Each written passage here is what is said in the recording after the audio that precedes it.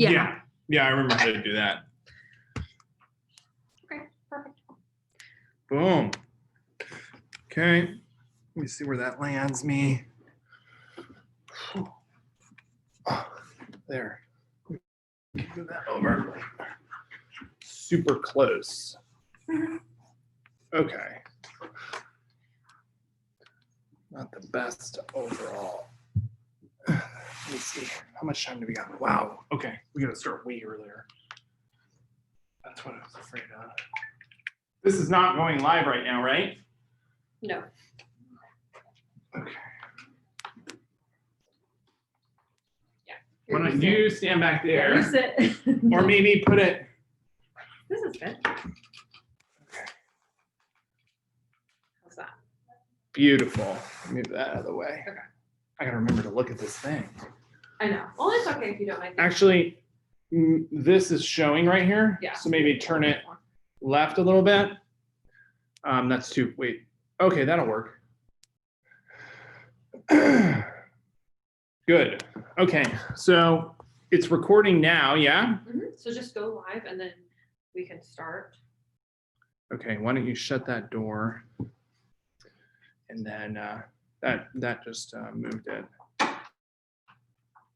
Move it back wherever it was. Just try to center the other way. There, perfect. Okay, good.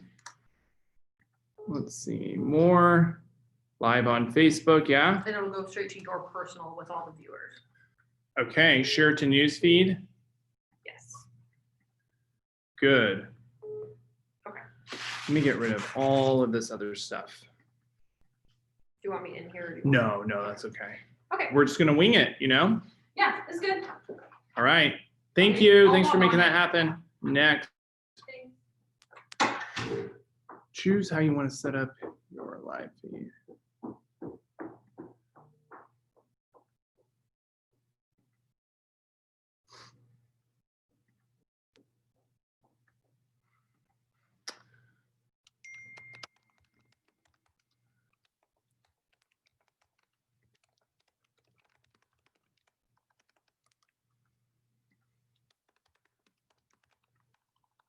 Join.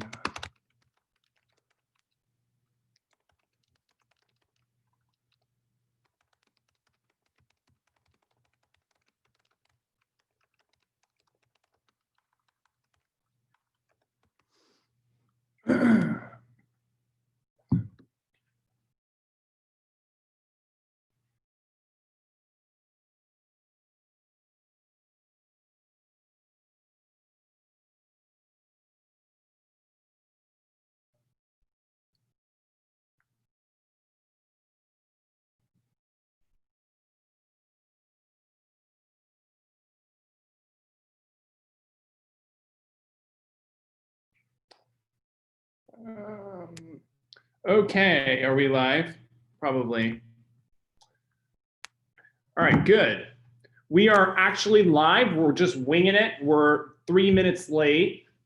And so hopefully my goal with this short webinar is to give you guys some context as to why Sacramento was recently named the hottest real estate market in the country, and what are some of the main drivers, you know, for the Sacramento region. I'm really excited about it. I think that homeowners and real estate agents and lenders and appraisers alike should be really excited about this. I mean, it's bringing a lot of awareness to our local market. Sacramento typically ranks in like the top 10 for what they would call a secondary market, which is a smaller city or a sub-city to a major city like San Francisco or New York. So, you know, some of the key things, and I'll pull up, I want to make sure I'm sharing my screen with you because this is going to be important for you to see.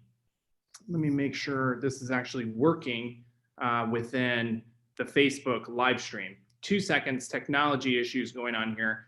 And we might have some delays with technology because we have some Wi-Fi issues in our office currently. So bear with us while we start to deal with some of these technology issues, and I'll tend to hold if I feel like we're buffering or something. So, what's so hot with Sacramento real estate? So 2020 was an interesting year. Some of the numbers are incredible. It depends on what market or city or neighborhood that you're in. But we saw appreciation rates somewhere in the range of 9 to 15%, depending on what general location you're in or what county you're in within the Tri-County market.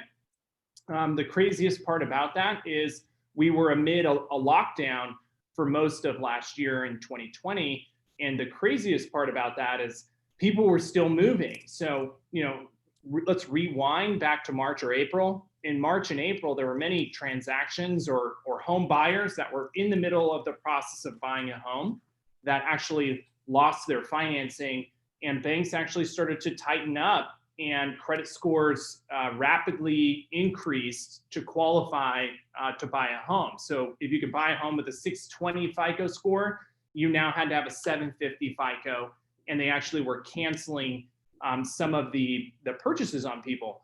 The interesting thing is, as we got into April and as the Federal Reserve started to lower interest rates, and they did something what's called quantitative easing, they started to buy mortgage-backed securities that loosened up some of the financing. And so from April to today, we've seen the market just light up on fire, and a lot of people are moving. So I wanted to dig into some of the details as to why are people moving and why would people choose to move amid a pandemic, and what's driving some of those moves, right? So let's get into like the 3 key topics that I hope you love my little PowerPoint I created. I did this on my own. There's 3 key topics I think that drive why Sacramento real estate is so hot. It's the who, like who's moving and where, right? The why are those people moving? What's driving them to make the decision to buy or sell amid such uncertain times? And then what now, right? What has it created? What did 2020 create? And what do we project for 2021? And why are these big data corporations saying that Sacramento is going to be one of the top markets in the country? And there's some key statistics that we'll go over quickly to kind of break that down for you. So who are all the people moving? A lot of this is anecdotal, like just what we're experiencing as a real estate team, as a real estate company. So I can't speak to the validity of all of these stats that we're going to give you. We've done a lot of research on our own, just trying to target why people are moving. But the biggest movers right now that I'm seeing are millennials, like first-time home buyers. Let's see who's here. Sorry, someone was going to interrupt me. Millennials, first-time home buyers. This is a big target group of people right now that are moving, that are deciding to move. And sorry, we're buffering here. Just trying to make sure we're good. Millennials make up 50% of all home buyers in today's market, not just in California. This is a trend that I'm seeing with a lot of the top agents around the country that I partner with and that I speak with. And these people have been, the millennial buyers under 40 have been sitting on the sidelines for a really long time. And you have to remember, as a millennial myself, these young people grew up in the real estate-led recession. So they tend to be really gun shy when it comes to real estate, but they learned a lot, and more importantly, they saved a lot of money over the last 10 years. And the primary driver that launched them into this market is interest rates. What I find is that millennials, they like to save money. The ones that do, that trigger for them was the interest rates, and they're very interest rate selective, let's say. So, the difference between a 3% rate and a 3.25% rate may be the decision maker for them between wanting to buy a home and not buy a home. So when interest rates hit 3% or lower, it brought a flood of millennial buyers into the marketplace. What's unique about these buyers? They are very, very data driven, and they educate themselves. They grew up in the internet age, so they are very well educated by the time they're ready to buy a home. They don't jump into it lightly, and they're very well versed in buying homes that might need a little bit of work. So the interesting thing is they're 50% more likely to buy a home that needs work.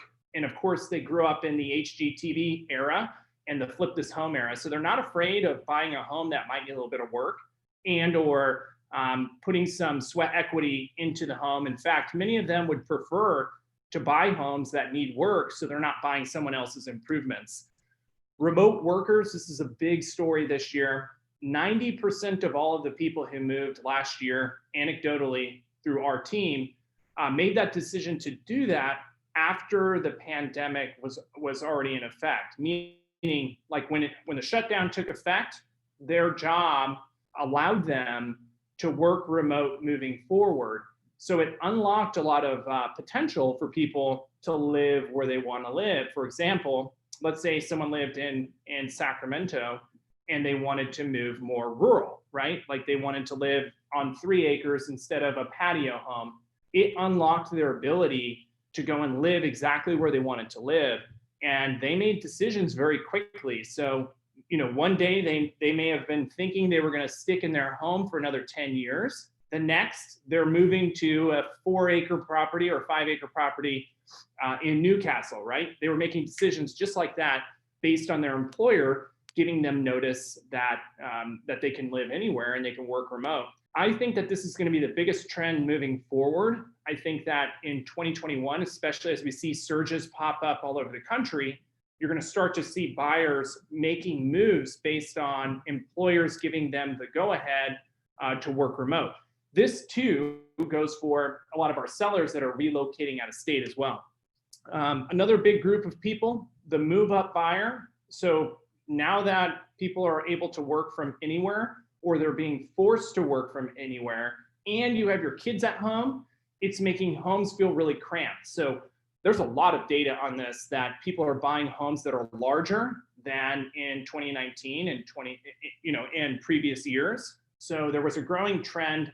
People were moving to smaller homes and saving money for more experiences and experiential life, meaning they would go on vacation. They would rather take trips than have the big house. Well, 2020 turned that on its head, and more people are buying larger homes. And it's something like 26% more large homes sold in 2020 versus 2019. So if you own a home that's 4,000 square foot plus and it has 5 or 6 bedrooms, more than ever before, that's the kind of category of home that buyers are looking for, and it might be advantageous for you. 1031 exchange buyers from the Bay Area. 1031 exchanges are a tax shelter vehicle for someone who sells an investment property and takes that investment property and buys another one, and it allows them to shelter the taxes from that sale so they don't have to pay taxes on the gain. So there's a lot of people selling investment properties in the Bay Area and relocating those investments to the Sacramento area. That's why you hear a lot of buyers are competing against cash offers. It's not just Bay Area buyers who sell their current home and are relocating to live in that home. There's a lot of investors that are trading their property that's a rental in San Francisco or Southern California, and they still want to keep that rental in California. They're buying 2 or 3 homes in our market. We've helped many people execute this exchange this year. And I think that for 2021, we're going to continue to see that trend and moving out of state for their investment properties as California tightens up restrictions on rentals. Young people are fleeing the state. And so people might not agree with me with this fact, but I can honestly say over the last 3 or 4 years, we're definitely seeing the demographics of people who are leaving the state change, and it's happening rapidly. Even this year so far, in January, I have 2 or 3 people leaving the state under 40 with their families in their working age. So, people who are under 40 in their working prime are working remote and getting the ability to live from anywhere. So they're lowering their expenses, moving to places like Tennessee or Texas or Nevada while keeping their California income job. And it's a game changer for them. So they can keep their great income, but reduce their expenses by 30, 40, 50%. And it's incredible for their quality of life. Retirees from the Bay Area and Southern California, this has always been a certain group of people relocating to our market.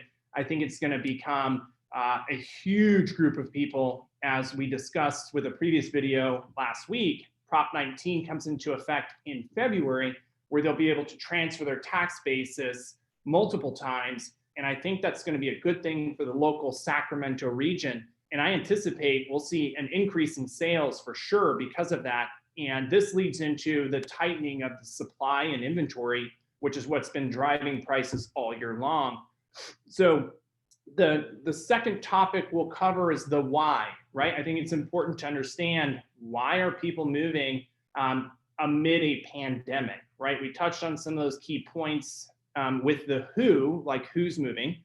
Interest rates are the main driver of why people are moving. Honestly, versus 2019 and 2018, buyers on average are saving around $200 a month on their housing costs for the average price point home in Sacramento versus what it would have costed them in 2019.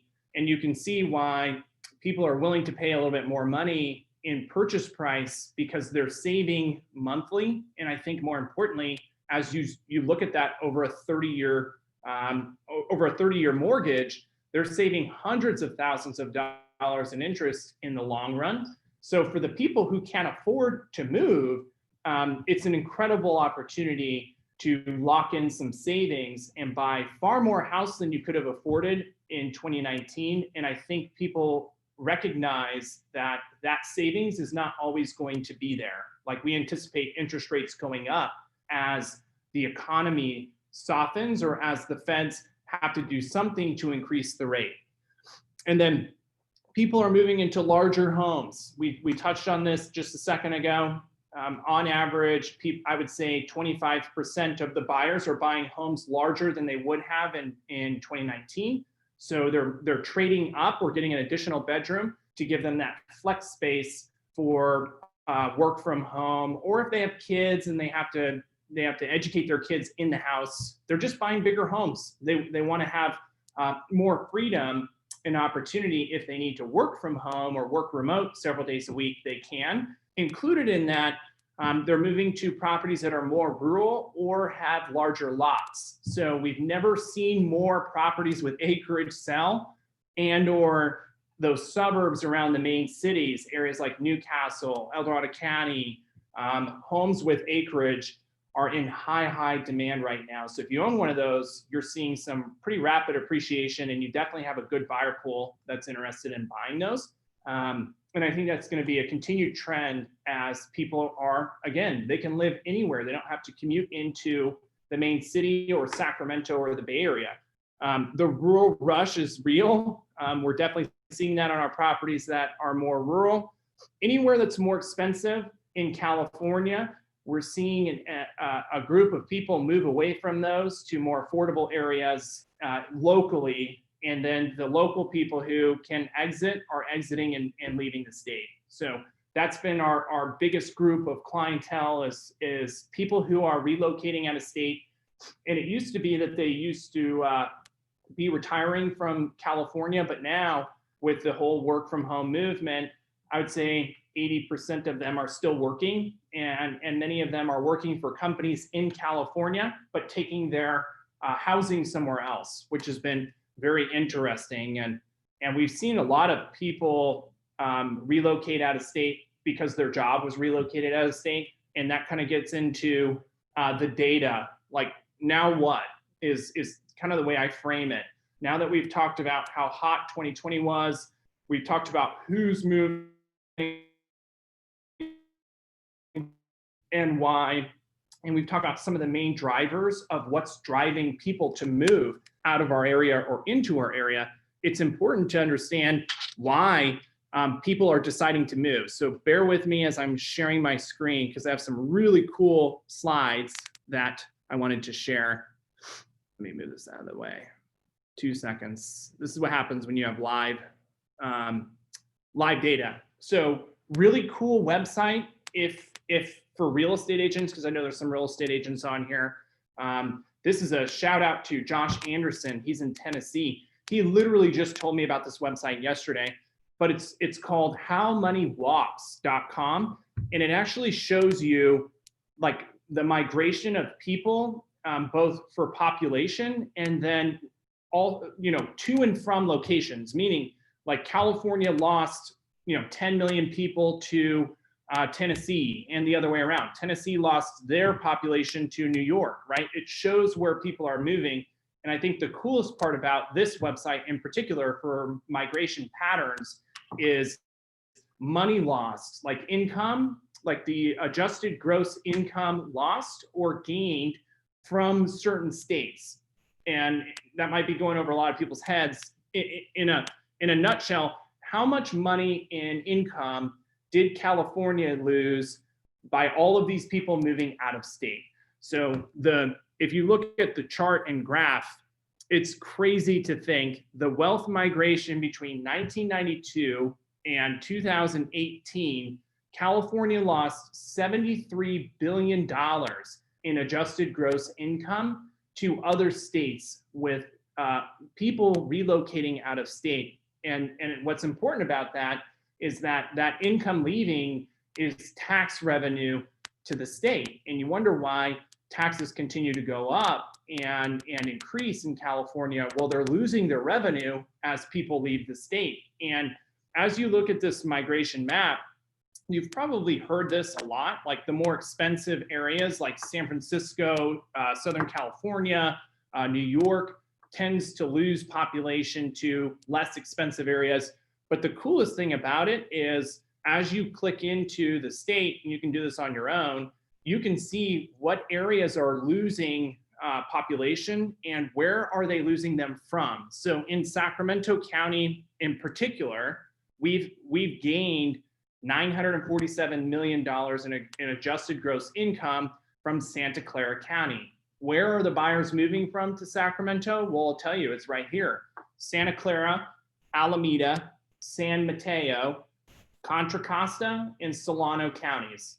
Those are all the surrounding counties around the Bay Area. All Bay Area counties are people relocating and moving to our market. Where are we losing wealth to from Sacramento County? They're moving to Placer County, El Dorado County, Yuba County, Nevada, and Arizona. Those are the top 5. If we broke it down further than that, the data and anecdotal data from our team, the top states where people are relocating to from Sacramento are going to be Arizona, Nevada, Tennessee. Idaho is quickly becoming one of the most popular areas that people are selling their home and relocating to. And then on the East Coast, South Carolina, Florida, your typical states where people relocate to from California, the main driver, like the decision-making process of someone looking to leave the state is always taxes. So they flee to non-state income tax locations like Nevada and Arizona, right? And they're looking to lower their tax basis when they move. And even the young folks that are still working are still looking for the same things. They want to go to a low tax state with a high quality of life. The main driver, other than taxes and costs, is going to be the weather. Like that's the first question I ask when someone's considering relocating out of state is what kind of weather are you willing to accept? Because that is the one thing that keeps a lot of people here in our location. So I thought it was a really cool website if you want to dig into the data of other markets and where people are moving to. So the local data in terms of like what's going on in our local market, this is the wrong one. Let me go back into this real quick. Again, we're live, so bear with me. This is, we're talking about the data. This is a chart of homes for sale that have gone pending and have closed. And the greatest story right now and what's driving all of the demand and all of the price appreciation, like causing housing prices to go up substantially, is inventory. And if you can see my cursor, this is back in 2019. I'm putting a box over how many homes were for sale in 2019 in October. There were 3,905 homes listed for sale in October. The crazy thing is, and we usually hover around there, between 3,000 and 4,000 homes active at any given time. In December of 2020, we had 1,000 homes listed for sale, like literally 70% less homes for sale. And the challenge that creates is that there are more buyers than there are homes for sale. We may have 25 offers on a home right now. So when that's happening, when you have supply issues, like supply is low and demand is high, asset values go up. And we've seen that ever since the shutdown in April. March 16th, our shutdown took effect. April was very chaotic. We had lenders pulling deals and people trying to get financing. April was also when the feds came in and started to make some monetary policy that freed up the capital markets, and then interest rates went way, way down. So between April and June and July, we saw almost a doubling of pending sales. And ever since then, the market has been really, really strong. And the only reason you see, and I'll go into the fourth quarter, the only reason you see pending sales start to decline is the sheer fact we don't have homes replacing them for buyers to buy. And so steadily now for 6 months, we've been pending and selling more homes than are actually listed for sale. And again, that's going to continue to drive prices up. So in a nutshell, we would anticipate January, February, March to be very similar to last year. Not a lot of homes for sale, buyers competing over homes that do come for sale. And as long as interest rates remain low, we don't anticipate that changing. If you go back to the why that we discussed, all of these people wanting to relocate to our market for various reasons, there's a surge of demand. So there actually is more buyer demand in today's market and 60, 70% fewer homes for sale. So we kind of have this perfect storm of challenging real estate market for buyers, but great market for sellers. And good news, if you own a home in the Sacramento region, we anticipate that your asset is going to go up in value. Couple more slides that we'll touch on that I think are very telling, and we'll get to the moral of the story. Months of inventory, it's just another way to look at how many homes are for sale in our market. How months of inventory is explained is if no new homes came on the market in the next week or month, how long would it take to sell every home that's currently listed for sale, given the current buyer demand? Last week, I saw Ryan Lundquist, who's a local appraiser, post that we had 10 days of listed inventory, meaning in 10 days, if we didn't have any more homes coming for sale, we would sell every home that's listed on the market in Sacramento County. Normal inventory levels are somewhere around 45 to 60 days. That would be normal. So you can see why we have been named the hottest real estate market in the country. We just have no supply and it's driving prices up. And I don't see anything changing that dramatically as we stay shut down and as people are less prone to want to sell their home. The moral of the story, as we get into pricing and what to do if you're going to sell your home, or if you're an agent advising a client on what to do, the interesting part is, and I'm gonna box this so you can see it. This chart is the average listed price versus the average sold price in our market from June of 2020 or April 2020 to December of 2020. And if you see my cursor, you can steadily see market. And as agents started to advise clients to list higher and higher, pushing the envelope for pricing, and we might have an unstable connection, so bear with me.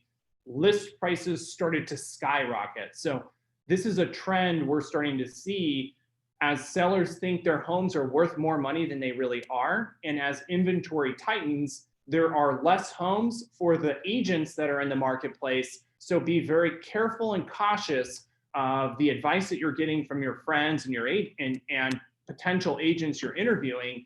We are seeing a lot of overpricing going on, and you can see that in the data. The average listed price was $855,000. The average sold price was $546,000. That's like a $300,000 difference. And the main driver of that is people are getting greedy and they're asking too much for their homes, and or they're getting bad advice from agents that are also maybe don't have the best interest of the client at heart. They're just trying to get a listing. So wanted to break that down for you. So in a nutshell, what can we learn from this as we move forward in 2021? If you're a seller, we are in the middle of one of the best sellers markets we have ever seen. I would advise trying to beat summer in terms of a target list date. I think that as we get into summer, some of the new policies of the new administration is going to, I'm not going to get political, but it could change the market, especially with capital gains exposure and things like that.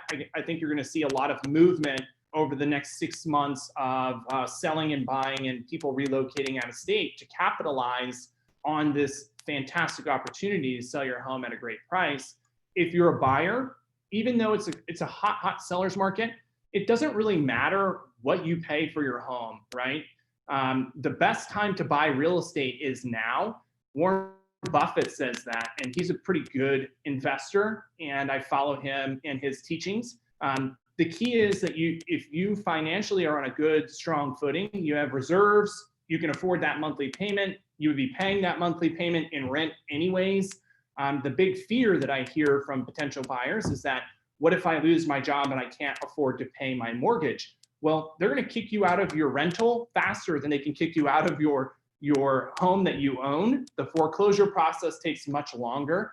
We all have potential to lose our job. And so even to this day, I've bought many homes. I'm still scared every time I buy a home. It's a commitment that you're just nervous about. So as long as you can lock in a good home in a good neighborhood, it doesn't matter what you pay for it, so long as you're planning on living there for 10 years or more, right? So the key for buyers is take advantage of great rates while you can, be patient, expect that you're going to have to possibly find 2 or 3 different homes that you love, because there might be 10 other people that want it too, and that's important. And then for agents out there, I would say just be patient, just keep advising your clients the right way, give them true fiduciary service, because if you do that, they're going to honor and listen to you and trust your guidance when you give them honest advice. I think that predictions for 2021, my personal predictions, is that we're going to see rapid appreciation, just like we did last year. But I think that our market will stabilize as we go into the summer. And I think that you're going to start to see more and more people who were afraid of listing prior to last year because of the shutdown start to list their homes and create much more seasonal market, meaning that as we go into summer, we're going to see far more homes for sale than we did last year. And I think that the people that we've been speaking with seem to be freeing up more. I just kind of feel like we're going to see far more supply and far more homes listed for sale as we get into summertime, which is good, because you can't have year over year appreciation around 10%. That's just not sustainable. And let me address this. I get this question a lot. Are we going to see a real estate crash, right? In terms of the local real estate market in Sacramento, I would be blown away if prices started to depreciate, given the inventory levels currently and the demand currently. We're still going to have people fleeing more expensive areas in California to the Sacramento market, but there is some very real systemic issues with people who can't make their mortgage payments, and there likely might be some foreclosures and all of that. But I still think that our market, because there's very few homes for sale, even if you had those homes foreclosed and come to market, there are plenty of buyers that would buy them today.